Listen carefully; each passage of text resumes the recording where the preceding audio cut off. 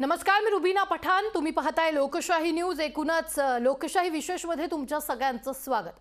26 मे 2014 नरेंद्र दामोदर दास मोदी यांनी पहिल्यांदा पंतप्रधान पदाची शपथ घेतली.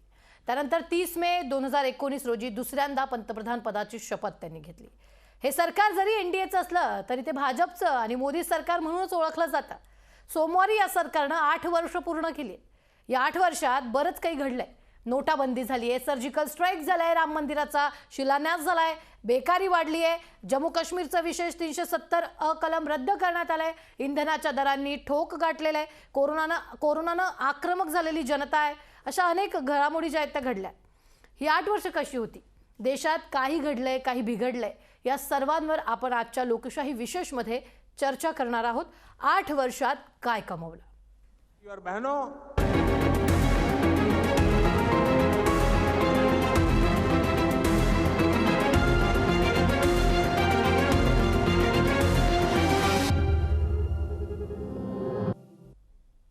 तर या चर्चासत्रात आपल्याबरोबर चर्चा करण्यासाठी जोडले गेलेले आहेत विश्वास उटगी अर्थतज्ञ आहेत आणि त्याचबरोबर माणिकराव कदम शेतकरी नेते देखील आपल्याबरोबर जोडले गेलेले आहेत. तर मी आधी विश्वासजींकडे जाते. विश्वासजी, तुमचं स्वागत आहे. एकूणच जर आपण पाहिलं तर 8 वर्ष मोदी सरकारला झालेले आहेत. अनेक चढ उतार जे ते या काळात आपण बघितलेले आहेत.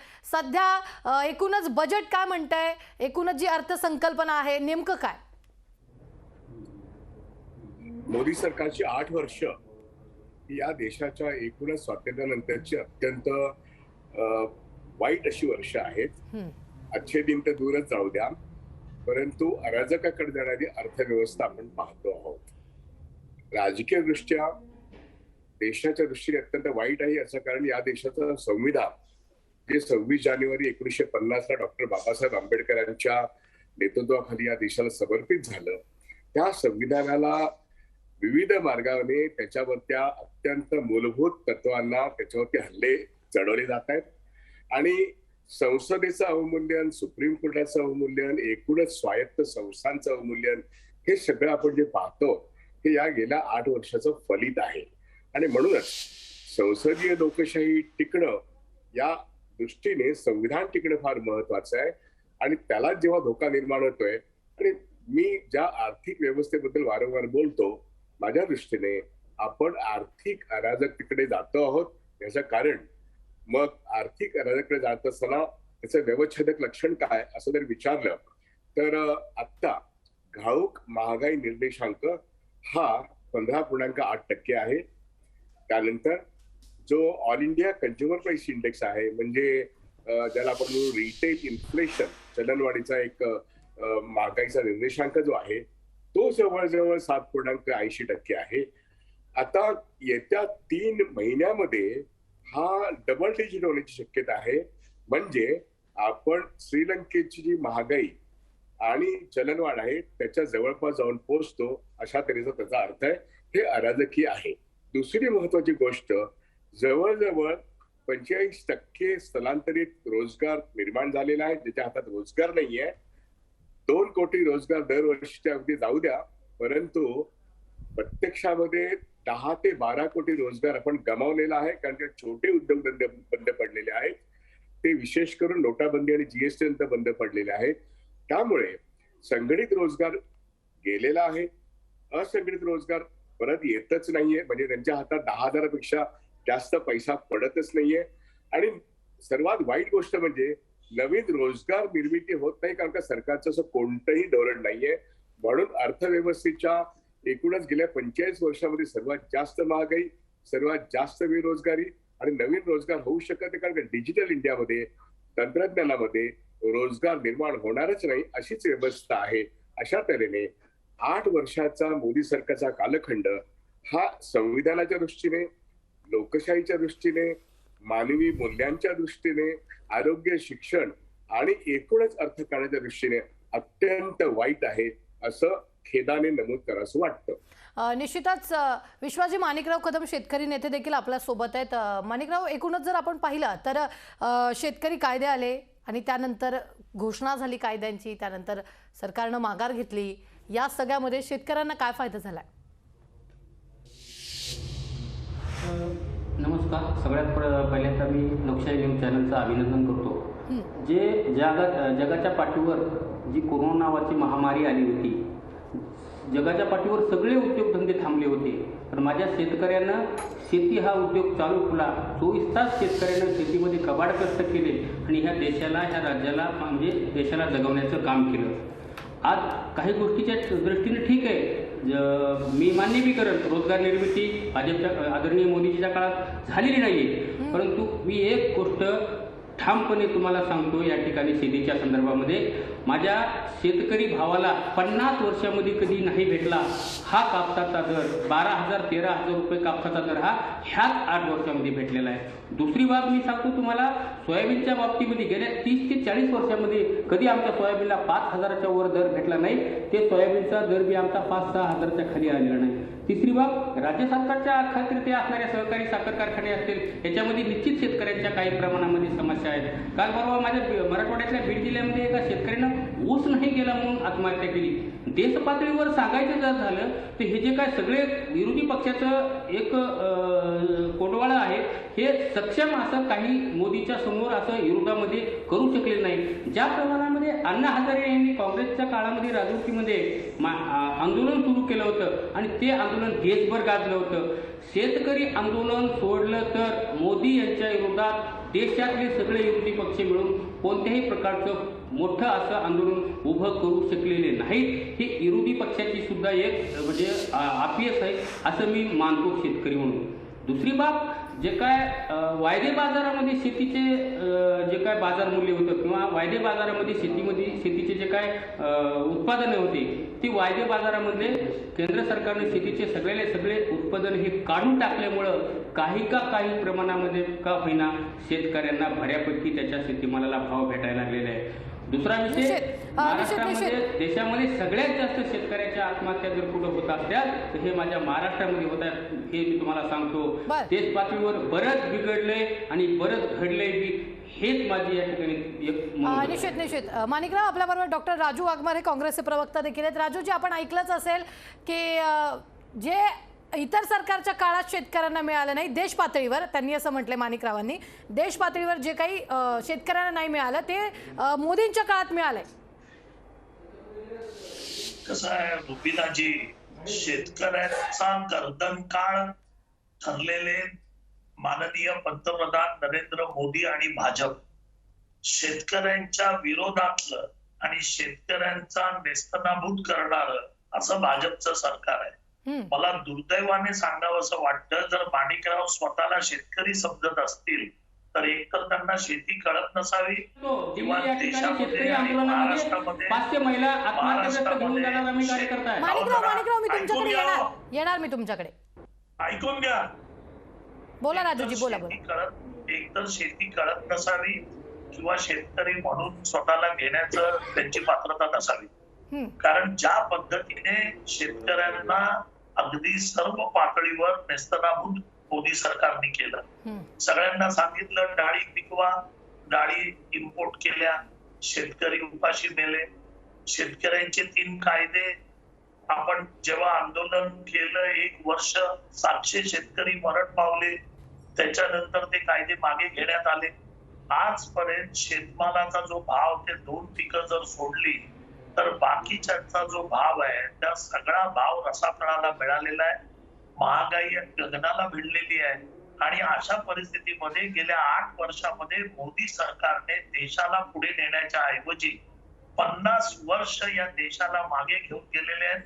बेरोजगारी तर गगनाला भिडलेली आहे. सरकारचा आखाडा सांगतो की 8.5% बेरोजगारी कधी नव्हे स्वातंत्र्यानंतर तर ती पोचलेली आहे. वर्षाला 2 करोड रोजगार निर्माण करणार असं मोदी स्वतः सांगत होते. आजची परिस्थिती अशी आहे, ते 12 करोड रोजगार तर सोडा, म्हणजे या 8 वर्षात 16 करोड रोजगार व्हायला पाहिजे होते ते तर सोडा, पण जे होते लोकांच्याकडे ते 10 ते 12 करोड रोजगार तेही निघून गेलेले आहेत. छोटे मोठे उद्योगधंदे बंद पडलेले आहेत. पेट्रोल आणि डिझेलचे भाव तर आपल्या सगळ्यांना माहिती आहे. 450 रुपयांनी जो गॅस सिलेंडर माझ्या आया बहिणीला मिळत होता स्वयंपाक करण्यासाठी, तो सिलेंडर आता 1100 रुपये झालेला आहे. उज्ज्वला बनवून नि- घेणारे निश्चित. पंतप्रधान नरेंद्र मोदीजी, ज्यांनी स्वतः सरकारने सांगितलेलं आहे की एकदा ज्यांनी सिलेंडर घेतला त्यांनी परत कधीच घेतला नाही. त्याच्यामुळे ती योजनाही कम्प्लीट फेल झालेली आहे. आणि आज काय सांगतायत, आज पेपर तुम्ही बघाल तर आम्ही शौचालय किती बांधली आणि आम्ही नळ किती बांधले आहोत. लोकांना खाण्याचा प्रश्न आहे, शेतकऱ्यांना शेतीचा प्रश्न आहे, शेतमजूर झाले, बेरोजगारी झाली, महागाई झाली आणि या सगळ्या परिस्थितीमध्ये संपूर्ण जनतेला होरपळून काढण्याचं काम मोदी सरकारने केलं. जगाच्या क्रमवारीमध्ये जो देशाचा निर्देशांक असतो तो अगदी खालच्या पातळीवर घेऊन जाण्याचं काम कोणी केलं असेल ते पंतप्रधान नरेंद्र मोदी. त्याच्यामुळे या देशामध्ये या 8 वर्षामध्ये सामान्य माणूस अगदी रसातळाला मिळाला. 14 करोड लोकांना दारिद्र्य रेषेच्या खाली ढकलण्याचं पाप मोदी सरकारने केलेलं आहे, भाजपने केलेलं आहे. त्याच्यामुळे यांना आम्ही 8 वर्षामध्ये आम्ही काय केलं हे दाखवण्यासारखी गोष्ट शिल्लक राहिलेली नाही. तर यांनी न बोललेलं बरं.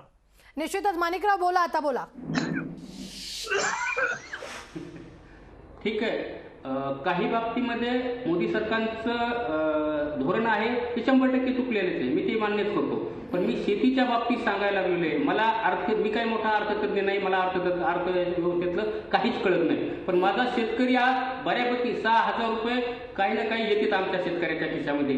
माझं आदरणीय राजूजी वाघमारे यांना म्हणणं आहे, माझ्या बाँड्रीवर तेलंगणा नावाचं राज्य आहे, वर्षाच्या काठाला एका शेतकऱ्याला एका हेक्टरला 25,000 रुपये देत आहे. मग या काँग्रेसच्या महाआघाडीच्या सरकारने महाराष्ट्रामध्ये ही योजना लागू करावी ना. काय महाराष्ट्रात ही योजना लागू करायला काय अडचण आहे? मोदीचं भाजपचं चुकलंय, भाजपला शेतीतलं काहीच कळत नाही, ग्रहित धरू आपण, काही अडचण नाही. पण तुम्ही महाराष्ट्रामध्ये माणिकराव, इथं फक्त शेतकऱ्यांचा प्रश्न नाहीये, इथं सामान्य नागरिकांचा देखील प्रश्न आहे. आजचे टोमॅटोचे जर आपण पाहिले तर ते 80 ते 100 रुपयांपर्यंत किलोचे आहेत बाजारात. सामान्य नागरिक तर मग शेतकरी फक्त जर भाव वाढत असतील आणि त्याचा फायदा जर शेतकऱ्यांना होत असेल तर सामान्य नागरिकांचा तर विचार करायला लागेल की नाही?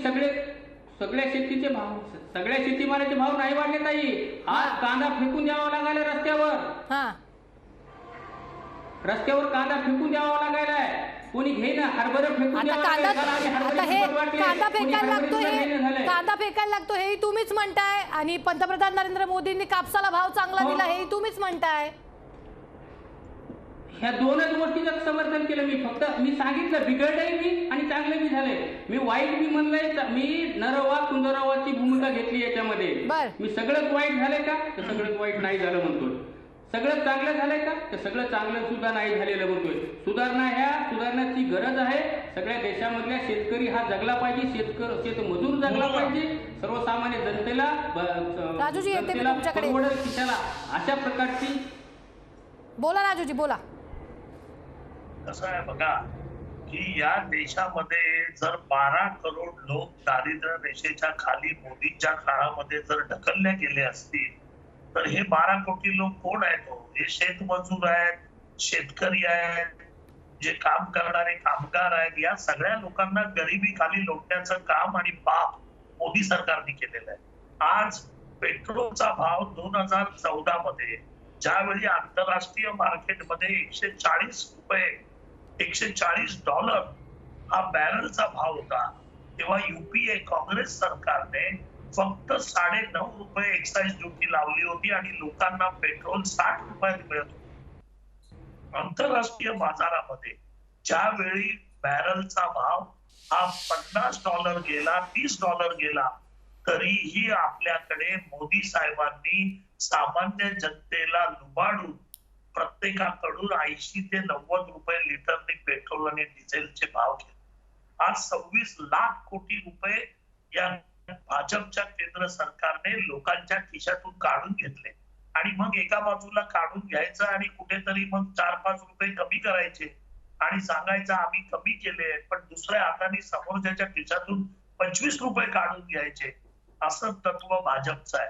आज तुम्ही मला सांगा की बेरोजगारी इतकी गगनाला भिडलेली आहे, लोकांना जॉब नाही. आज ग्रॅज्युएट लोक निश्चित मी जाते अर्थतज्ञ विश्वासजी आपल्या बरोबर आहेत. विश्वासजी, एकूणच जर आपण पाहिलं तर आता महागाई वाढलेली, इंधनाचे दर वाढलेले आहेत, ज्या रोजच्या जीवनातल्या आपल्याला जगायला लागणाऱ्या वस्तूंचे दर वाढलेले आहेत, महागाई खरं तर गगनाला भिडलेली असं म्हणता येईल आपल्याला. विश्वासजी, काय नेमकं मोदी सरकारनं करायला हवं आणि काय राज्य सरकारनं करायला हवं? मुळातच एक लक्षात घेऊया की 2015 साली म्हणजे सत्तेवर आल्यानंतर ताबडतोबीने 6 महिन्याच्या कालखंडामध्ये त्यांनी सार्वजनिक क्षेत्रातल्या आर्थिक क्षेत्रामध्ये बँका, विमा या क्षेत्रामध्ये एक धोरण घेतलं. ते म्हणजे खाजगीकरण करण्यासाठी पहिल्यांदा एक सगळ्या बँकांचं विलिनीकरण करणं आणि मग खाजगीकरण करणं म्हणजे विकून टाकणे. 2015 ते 22 या कालखंडामध्ये जर तुम्ही थोडक्यात बघितलं असेल, 28 बँकांच्या आता 12 बँका शिल्लक आहेत. 12 बँकांमध्ये यावर्षी सेंट्रल बँक आणि इंडियन ओव्हरसीज बँक त्याला विकायला काढायची आहे आणि ऑलरेडी गेली 2 वर्ष IDBI बँक त्यांनी विकायला काढलेली आहे.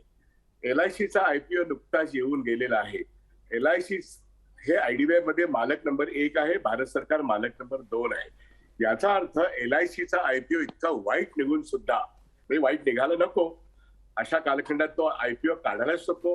LICचं खाजगीकरण हा विषय सुद्धा खरं म्हणजे काढायला नको.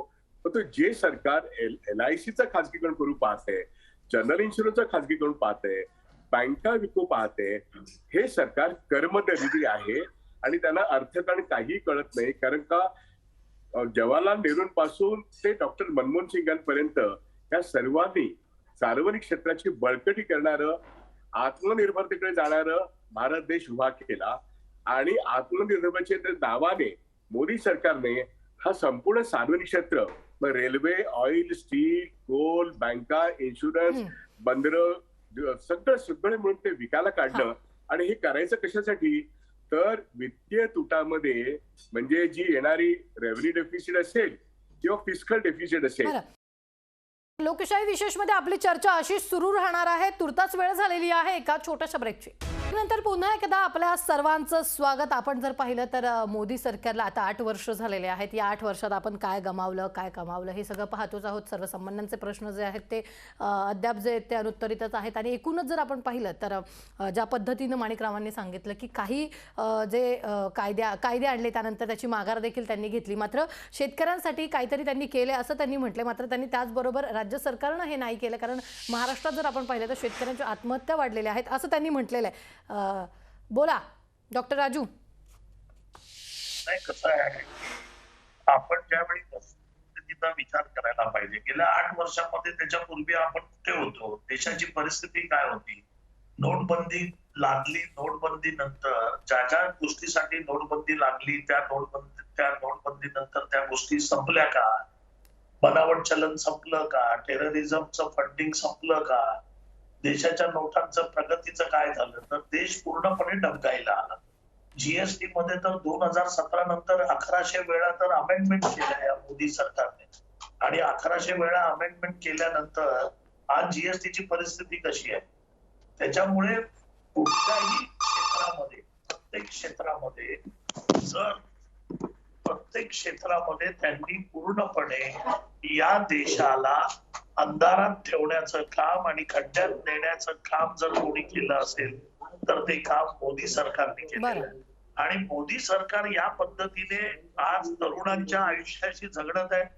धार्मिक तेढ आज मोदींच्या काळामध्ये 2014 नंतर 2022 पर्यंत या देशामध्ये धार्मिक तेढ, जातीय तणाव या सगळ्या गोष्टी निर्माण झाल्या. आज विकासाची गोष्ट सोडून धार्मिक तेढ पूर्ण करायच्या मागे जर तुम्ही पडला असाल तर देशाचा विकास कसा होणार आहे? आज लिंचिंगचे प्रमाण बघा 2014 नंतर काय झालेलं आहे. आज प्रत्येक धर्मातल्या लोकांना आपण कसे जगणार याची भीती तयार झालेली आहे. अशा प्रकारे राजूजी आपल्या बरोबर आता भाजप प्रवक्ते देखील जोडले गेलेले आहेत. भालचंद्र शिरसाट आपल्या बरोबर आहेत. भालचंद्रजी, खरंच आहे देशाचा विकास कधी होणार असा सवाल आता उपस्थित केला जातोय. नाही, असं आहे की आपल्या चॅनलला मी 10 मिनिटं आधी जॉईन करून आपल्या युजर अनफ्रेंडली LU सॉफ्टवेअरमुळे आता मला बोलण्याची संधी मिळाली आहे, तर मला सलग बोलू द्या. आणि डॉक्टर राजू वाघमारेंची जी सवय आहे मध्ये मध्ये बोलण्याची, माझी त्यांना विनंती आहे की आपण थोडं 2 मिनिटं ऐका. आपलं बरंचसं बोलणं मला ऐकायला आलं, बघता नाही आलं. मोदी पर्व जे सुरू झालं ते सेवा, सुशासन आणि गरीब कल्याण यासाठी सुरू झालं. सबका साथ सबका विकास, नो डिस्क्रिमिनेशन, धर्म, जात, पंथ, भाषा, आर्थिक स्थितीवर डिस्क्रिमिनेशन नाही. आणि नंतर सबका विश्वास आणि सबका प्रयास, सगळ्यांची इन्व्हॉल्वमेंट. मग एलपीजी गॅसची सबसिडी असेल, सगळ्यांची इन्व्हॉल्वमेंट घेऊन त्याला सोडायचं निवेदन केलं. स्वच्छ भारत असेल, प्लास्टिक मुक्ती असेल, करोना काळात असेल, केवळ सरकार, कुठलंही सरकार एकट्याने हे काम करू शकत नाही. लोकसहभाग हा प्रमुख मुद्दा राहिलेला आहे. पहिल्या 5 वर्षामध्ये मूलभूत सुविधावरती आपण भर दिला. 3 करोड लोकांना आपण पंतप्रधान आवास योजनेमध्ये स्वतःची पक्की घरं दिली. जे पत्र्याच्या घरात किंवा कच्च्या घरात राहत होती त्यांना पक्की घरं मिळाली. शहरी भागात जे पहिल्यांदा घर घेतात त्यांना 2.5 लाख रुपयाचं अनुदान मिळालं. 9.17 करोड महिलांना धूरमुक्त चूल, मोफत एलपीजी गॅस जोडणी मिळाली. 2 करोड 60 लाख लोकांना मोफत वीज जोडणी मिळाली सौभाग्य योजनेअंतर्गत. स्वच्छ भारत अंतर्गत 12 करोड शौचालय बांधण्यात आली, जी 60 वर्षात 70 वर्षात कधी पूर्वी बांधली गेली नव्हती. आणि टॉयलेट एक प्रेमकथा सारखा एक चित्रपट आपण पाहिला असेल. त्या चित्रपटात टॉयलेटमुळे किती मोठा त्रास होतो हे दाखवलेलं आहे. 45 करोड जनधन खाती तयार करण्यात आली आणि या जनधन खात्यामुळे 45 करोड लोक या बँकिंगच्या आणि अर्थशास्त्राच्या विश्वास उडगी साहेब आहेत. जे 45 करोड लोक इतके दिवस या सर्व अर्थापासून आणि विश्वास उडगीपासून लांब होते, ते बँकिंगच्या मुख्य प्रवाहात आले. आणि मग डायरेक्ट बेनिफिट ट्रान्सफर, डीबीटी, जसं स्वर्गीय प्रधानमंत्री राजीव गांधी यांनी सांगितलं, मी दिल्लीवरून 1 रुपया पाठवला का लोकांकडे 15 पैसे जातात, 85 पैसे मधले सगळे दलाल खातात. म्हणजे डॉक्टर राजू वाघमारे यांना माहिती असेल हे दलाल म्हणजे नक्की कोण, म्हणजे कोणाबद्दल राजीव गांधी भालचंद्रजी, तुम्ही जे मुद्दे मांडले, तुम्ही ज्या योजना सांगितल्या, 1 रुपयाचा बर भालचंद्रजी, तुम्ही जे मुद्दे मांडले, तुम्ही ज्या योजना सांगितल्या सगळ्या मान्य आहेत. मात्र आत्ताची जर आपण परिस्थिती पाहिली तर महागाई गगनाला भिडलेली आहे. दुसरं म्हणजे इंधनाचे दर जे आहेत ते वाढलेले आहेत, बेरोजगारीचं प्रमाण वाढलेलं आहे. आता जी महागाई गगनाला भिडलेली आहे त्याचं कारण युक्रेन रशियाचं युद्ध, त्या युद्धाचे जे परिणाम झालेले आहेत त्यामुळे पेट्रोल डिझेलचे वाढलेले भाव, आंतरराष्ट्रीय पातळीवरती तुम्ही बघाल तर आपल्या भारत देशात महागाई वाढली आणि दुसरीकडे नाही अशी परिस्थिती नाही. महागाईचा भडका सगळा जगभर झालेला आहे. पेट्रोल डिझेलच्या भावाचा भडका सगळा जगभर झालेला आहे आणि त्याचे जे परिणाम आहेत त्या परिणाम तो आपण सावरतोय. हा ट्रान्झिट पिरियड आहे. आपण 8 वर्षाचं मूल्यांकन करतोय. आपण 8 दिवसांचं किंवा 80 दिवसांचं मूल्यांकन करत नाहीये. ही टेम्पररी ट्रान्झिट पोझिशन आहे. ही निवळेल, युद्ध निवळत आलेलं आहे. युद्ध निवळेल. स्टॉक मार्केटमध्ये जो चढ उतार पाहायला मिळतो तो त्याचाच परिणाम आहे. संपूर्ण अर्थव्यवस्था ही निश्चितपणे या संकटातून बाहेर पडेल एवढी भक्कम नरेंद्र मोदीजींनी करून ठेवलेली आहे. बोला आता राजूजी, बोला. काय आहे की जेवढं काँग्रेसने कडून ठेवलं, या देशाला पुढे नेण्याचा प्रयत्न केला, ते सगळं आता भारत बेचो या भूमिकेमध्ये पंतप्रधान नरेंद्र मोदीजी आणि भाजप आलेली आहे. सगळ्या केलेल्या गोष्टी विकायच्या, त्याच्यामध्ये प्रायव्हेट इन्व्हेस्टमेंट एवढी आणायची की त्या गोष्टी फक्त काढून टाकायच्या. या एवढंच काम आता भाजप करते. ते म्हणाले सबका साथ सबका विकास. बरोबर आहे, सबका विकास तर काही झाला नाही, फक्त उद्योगपतींचा विकास झाला. अदानी सारखा जो उद्योगपती आहे तो कुठे नव्हता, तो आता जगाच्या इतिहासात आता पहिल्या 5 क्रमांकामध्ये गेलेला आहे. त्याच्यामुळे सबका साथ झालेला नाही, विकासही झालेला नाही. विकास फक्त अदानी अंबानींचा झाला, उद्योगपतींचा विकास झाला. सामान्य माणसं, मी मगाशी सांगितलं, 12 करोड माणसांना दारिद्र्य रेषेखाली ढकलण्यात आलं. त्याच्यामुळे मोदींच्या काळामध्ये या देशाची वाट याच्या पूर्वी कधीच लागली नव्हती. एकही काम की हे भाजप सरकारने स्वतः केलंय असं सांगू शकत नाहीत मोदी. जी निश्चित. कामं पूर्वीपासून ज्या पूर्वीच्या काँग्रेस पक्षाने केली, अगोदरच्या सरकारने केली, त्या सरकारची कामं फक्त तिकडे जाऊन त्याचं पुढचं उद्घाटन करायचं, याच्या पलीकडे मोदी साहेबांनी आणि भाजपनी स्वतः काहीही केलेलं नाही. आणि आता विकासाच्या मुद्द्यावरून, महागाईच्या मुद्द्यावरून, पेट्रोल डिझेलच्या मुद्द्यावरून कारण काय सांगायची, तर रशिया आणि युक्रेन युद्ध. अहो, रशिया आणि युक्रेन युद्ध 2014 पासून सुरू नाही, ते आता सुरू झालंय. आणि मग त्यावेळेपासून पेट्रोलचे आणि डिझेलचे भाव तुम्ही एवढे का वाढवले होते? त्यावेळी महागाई, तेव्हापासून आजपर्यंत ती महागाई तशीच आहे. अहो, साधं प्लॅटफॉर्म तिकीट 10 रुपये होतं, ते आज 50 रुपये झालेलं आहे. तुम्ही कुठच्याही गोष्टीला, ज्या गोष्टीला मोदींनी हात लावला, ती गोष्ट आता दगडाची झालेली आहे. त्या बरं. गोष्टीला सामान्य माणूस हात लावू शकत नाही. त्याच्यामुळे परिसाचा स्पर्श झाला की सोनं व्हायचं. आता मोदींचा स्पर्श झाला की चांगल्या गोष्टी बंद पडतात आणि सजीव गोष्टी निर्जीव होतात. बर हा मोदींचा करिश्मा आहे आणि 8 वर्षात तेच त्यांनी केलेलं आहे. फक्त देशाला खड्ड्यात घालण्याचं काम जर कोणी केलं असेल तर ते पंतप्रधान नरेंद्र मोदी आणि भाजप या दोघांनी मिळून या देशाची वाट लावायचं काम केलेलं आहे. आणि सामान्य माणूस, कामगार, गरीब, कष्टकरी, शेतमजूर या सगळ्यांचं आणि खास करून मध्यम वर्गीय तर अगदी कंटाळलेला बरं, आहे. राजू- कारण त्याचा पगार काय वाढत नाही आणि महागाई काय वाढायची कमी होत नाही. त्याच्यामुळे 3 वेळच्या 2 वेळच्या जेवणावरून 1 वेळच्या जेवणावर यायची पाळी मध्यमवर्गीयांवर आणि गरिबांवर जर कोणी आणली असेल तर ती भाजप आणि मोदी सरकार. बरं, निश्चितच आपण जर पाहिलं तर देशात नेमकं काय घडलंय, काय बिघडलंय, या सगळ्यांवर आपण या विशेष चर्चा सत्रामध्ये चर्चा करतोच आहोत. तुर्तास वेळ झालेली आहे एका छोट्याशा ब्रेकची. भाई और बहनों,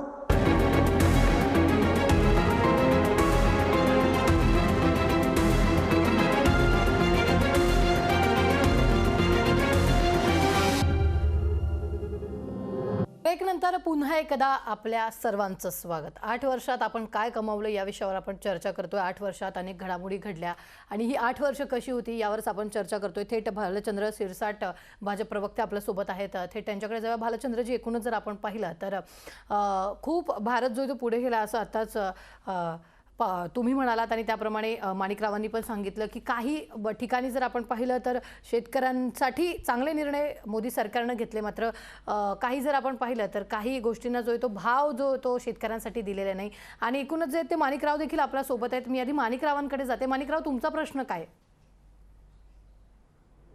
माझा प्रश्न एकच आहे. आमचं काय होतं माहिती आहे का, महागाई गगनाला भिडली, महागाई गगनाला भिडली म्हणलं की पेपरावर काय येतं, एक टोपलं येतंय. टोपल्यामध्ये मेथीची भाजी, कांदे, दोडके, वांगे आणि एवढं यायचं महागाई वाढली म्हणजे सगळेच जण. दोडकं खाल्लं नाही, कांदा नाही खाल्ला म्हणून कोणी मरत नाही. काही लक्षात घ्या, एखाद्या माणसानं कांदा नाही खाल्ला आणि ते माणूस कांदा नाही खाल्ल्यामुळं हातपाय खोडू खोडू मेला, असं केव्हा झालंय का? खाऊ नका ना तुम्ही कांदा. तुम्ही तोंडाला लावायची जी पावडर असते, केवढ्या 200 रुपये 100 रुपये ग्राम झाले ते पावडर. आणि आमचा कांदा 10 रुपये किलो, आमची मेथीची जुडी 5 रुपयाला, आमचं टमाटर 10 रुपयाला. आणि रोजच कोणी बी उठतं की म्हणते महागाई गगनाला भिडली, भाजीपाल्याचे भाव वाढले, डाळीचे भाव वाढले. अहो, इथं हरभरा कोणी घ्यायला तयार नाही, तूर कोणी घ्यायला तयार नाही, कांद्याचा चिखल व्हायला लागलाय. महागाई वाढली कशाची महागाई? ज्या काय दुसऱ्या लागणाऱ्या वस्तू आहेत त्याची महागाई वाढली, पण शेतीमालाची कुठल्याही प्रकारची भाववाढ झालेली नाही, हे मी या ठिकाणी नमूद करतो. दुसरी बाब, जी काय उज्ज्वल गॅस योजनाचं याचं सांगायला घेत ना, ज्या महिलाला यांनी गॅस वाटले त्याच महिला चुलीवर स्वयंपाक करायला लागलेल्या आहेत. पुन्हा नोटबंदी तर स्पेशल फसलीच. म्हणजे ह्या गोष्टी फसलेल्या बी येतात. फक्त शेतकऱ्यासाठी, शेतमजुरासाठी, नवीन जे काय तरुण आहेत त्या तरुणाच्या बाबतीमध्ये देशामध्ये कुठल्याही प्रकारचं काही झालेलं नाही, हे मला सुद्धा मान्य आहे. परंतु कापूस, सोयाबीन आणि शेतकऱ्याला जी काय मदत, ह्या 3 गोष्टीचं मी मात्र मोदी सरकारचं समर्थन करतो. आणि बाकीच्या गोष्टीचं मात्र जे काय ती सुधारणाची, असं उडगे साहेब ज्याप्रमाणे म्हणले, अदानी आणि अंबानी यांनाच या देशामध्ये फायदा झालेला आहे, हे सर्वसामान्य माणूस सुद्धा आज मान्य करायला लागलेला आहे. त्याच्यामुळे आता भाजपच्या प्रवक्त्यांना सुद्धा माझी हात जोडून विनंती आहे, जरा आपण याचं सुद्धा आत्मचिंतन करावं आणि ग्राउंड लेवलला काय चाललंय याची माहिती आपण वरिष्ठाला देत जावी. आताच आपल्या याच्यामध्ये न्यूज चॅनलला दाखवलं आदरणीय चंद्रकांत दादा, अहो तुम्ही खरोखर बोलता वेळेस सगळ्यांनी तारतम्य सुद्धा बाळगायला पाहिजे. त्याचप्रमाणे ग्राउंड लेवलची जी काय माहिती असते ना, ती पीएमओ कार्यालयात घेतेच का नाही, निश्चित. भालचंद्रजी बोला, भालचंद्रजी बोला. माझ्या मनामध्ये एक शंका आहे. ग्राउंड लेवलला 80 करोड नागरिक आहेत दारिद्र्य रेषेखालील. त्यांना मोफत अन्नधान्य गेले 2 वर्ष मिळतंय. दर महिन्याचं अन्नधान्य मिळतंय. करोनाच्या काळामध्ये 20 करोड महिलांच्या खात्यात पैसे जमा झाले. आज 11 करोड शेतकऱ्यांच्या खात्यात वर्षाला 6,000 रुपये किसान सन्मान योजनेमध्ये जमा होत आहेत. आज त्यांना बियाणे घेण्यासाठी पाऊस पडण्याच्या आधी पैसे आलेले आहेत, अशी आजच्या वर्तमानपत्रातली बातमी आहे. आज जो गरीब आहे त्याला 1 रुपया पाठवल्यावर 1 रुपया त्याच्या खात्यात येतोय. दलालाचं राज्य बंद झालेलं आहे. गरीब अशिक्षित शेतकऱ्यांना आज लाभ थेट मिळतोय आणि त्यांना तो लाभ पूर्णपणे मिळतोय. त्यांच्या आयुष्याची आणि त्याच्या जीवनमानाची काळजी घेण्यासाठी आयुष्यमान भारत योजना आहे, ज्याच्यामध्ये 5 लाखाचं त्याला विमा संरक्षण मिळतं. वैद्यकीय उपचार मोफत मिळतात. अगदी चांगल्या खाजगी रुग्णालयात सुद्धा 5 लाखापर्यंत तो उपचार घेऊ शकतो आणि त्याचे पैसे सरकार भरत आहे. गरिबांना 1 रुपया प्रति महिना खर्चाने जीवन सुरक्षा विमा संरक्षण 2 लाखाचं मिळालेलं आहे. बरं, योजना, बरं भालचंद्रजी, योजना सुविधा यातच आपण अजून आहोत. भालचंद्रजी, एकूणच आपल्याकडे वेळ अगदी थोडासा शिल्लक राहिलेला, अगदी थोडासा बोला राजूजी. कसं आहे की भाजपला फक्त आकडे लोकांच्या तोंडावर फेकायचे आणि योजना फेकायची, पण ते आकडे आणि योजना या सगळ्या फसव्या आहेत. लोकांना आजपर्यंत खालच्या लेवलवर काहीही मिळालेलं नाही. गरीब अजून गरीब झाला. मध्यम वर्गामधून 12 करोड अजून गरिबीत गेलेले आहेत. मध्यम वर्ग उपाशी म्हणतोय. नोकरी काम धंद्यावाल्यांच्या नोकऱ्या गेलेल्या आहेत. पगारात कपात झालेली आहे. करोनामध्ये तर लाखो लोक मरण पावले. या देशामध्ये भाजप सरकारने खोटे आकडे अख्ख्या जगाला सांगितले. जगामध्ये आपली नाचक्की झाली की जवळजवळ 50 लाखापेक्षा जास्त लोक मरण पावले असताना मोदी सरकारने तो आकडा फार कमी करून सांगितला. त्याच्यामुळे अख्ख्या जगामध्ये आपली मत गेली. आज करोनाची जी परिस्थिती, जो लॉकडाऊन, ज्या पद्धतीने लाखो कामगार देशोधडीला लागले, किती जण मरण पावले, आज या संपूर्णपणे या देशाच्या नाशाला जर कोण कारणीभूत असेल तर ते एकमेव म्हणजे पंतप्रधान नरेंद्र मोदी आणि भाजप सरकार. बरं, निश्चित. मी जाते विश्वासजींकडे. विश्वासजी, आपण जर पाहिलं तर आरोप प्रत्यारोप सुरूच राहणार आहेत, मात्र या पुढचं जे ते आपलं नियोजन कसं असायला पाहिजे? प्रश्न आरोप प्रत्यारोपाचा नाहीये. प्रश्न असा आहे की मोदी सरकारचं 8 वर्षाचं धोरण अतिशय चुकीच्या दिशेने आहे. किंबहुना ते धोरणच नाहीये.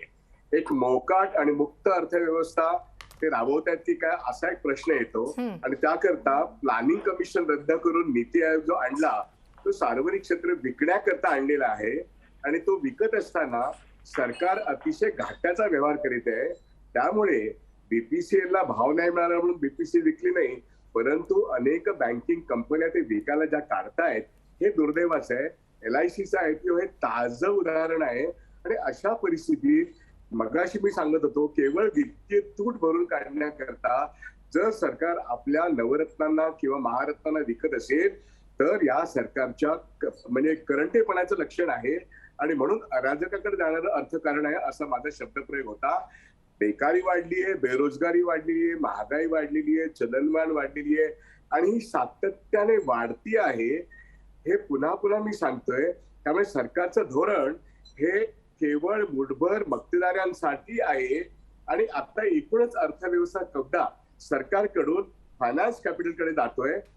आता तुम्ही जर बाजारामधले जे फॉरेन इन्स्टिट्यूशनल इन्व्हेस्टर जे आहेत ते पळ काढतायत, याचा अर्थ विदेशी भांडवलदारांचा या देशी सरकारवरती विश्वास नाहीये. ते आपली गुंतवणूक काढून घेत आहेत आणि त्यांचे सगळे केलेले MOU हे रद्द होत आहेत. हे फार वाईट परिस्थिती आहे. आणि चीन समोर आता आपण पूर्णपणे गुडघे टेकलेले आहेत. तरी सुद्धा आपले अदानी सारखे मोठे जे कॉर्पोरेट्स आहेत ते चीनचा राज्यकर्ता त्यांना विविध ठिकाणी वापरताना तुम्हाला दिसेल. अगदी श्रीलंकेत किंवा चीनचा अनेक ठिकाणी गुजरात मधल्या गुंतवणुकी या गौतम अदानीसाठी झालेल्या आहेत की काय, अशा परिस्थितीत चीन आणि भारताचे व्यवहार तुम्हाला दिसतील. मला ह्याच्यापेक्षा जास्त काय सांगायचे की अराजकाकडे जाणारी परिस्थिती आहे. भारतीय अर्थव्यवस्था आता अत्यंत गटाळाखात आहे. करोनापूर्व परिस्थिती यायला RBIचा अहवाल सांगतो पुढची 12 वर्ष लागणार आहे. याचा अर्थ 200 लाख कोटीची आपली GDP 2020 ला जानेवारी महिन्यातली आता परत यायला अजून 12 वर्ष लागतील. हा मी नाही सांगत, तर रिझर्व्ह बँक ऑफ इंडियाचा अहवाल सांगतो. बरोबर आहे.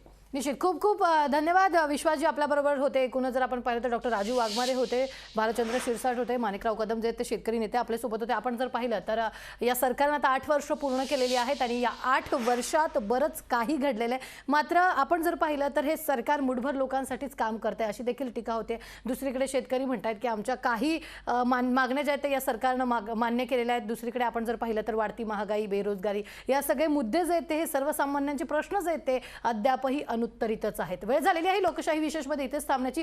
ताज्या अपडेटसाठी पाहायला विसरू नका फक्त लोकशाही न्यूज. ताज्या बातम्यांसाठी लोकशाही न्यूज चॅनलला सबस्क्राईब करा आणि हो, बेल आयकॉनवर क्लिक करायला विसरू नका.